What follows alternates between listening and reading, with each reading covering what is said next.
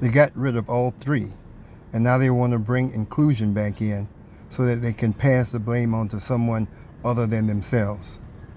For those that may not know me or have not heard my videos, let me first begin by telling you I don't associate myself with any political party. My base is principles. The principles of humanity, decency, respect, productivity, regardless of race, gender, sexual orientation, education, economics, whatever. There are a lot of other different categories. I follow along those principles first. Then I make my judgment as to what I want to do. Let me talk about this one particular thing that affects a particular party.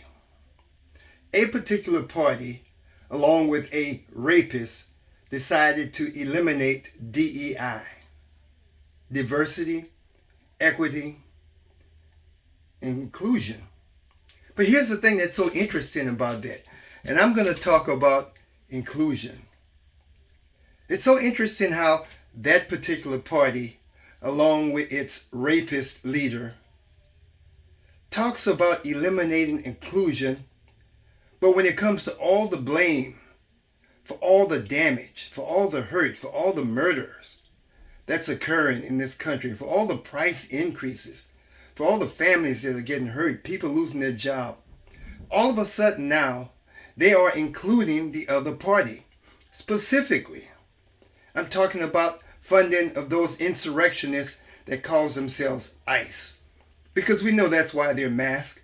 Because if they pull the mask off and you do a facial recognition, I would say at least 80% of them are insurrectionists, i.e., pardoned criminals that attempted to overthrow the government. Let's have it there. Now, look at them. There's a big debate going on as far as funding. There's even a bigger debate about the TSA agents. One party has agreed to pay all of these departments except for the murderous insurrectionists that calls themselves ICE. But yet, this party now believes in inclusion. Understand this. Why do they believe in inclusion now? Because they want to include the other party for not having things go forward and for just stopping the process. So remember that. And those supporters, as I told you before, the inbreds, the idiots, they will not agree with a partial payment in restricting from ICE.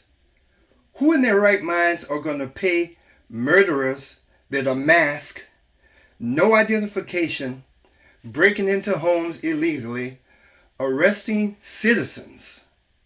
Who is going to agree to continue to fund that? But again, they are including the other party. And again, I told you I'm about principles, not party. They are now all of a sudden finding some way to use the Inclusion Act to pull them inside of what they control.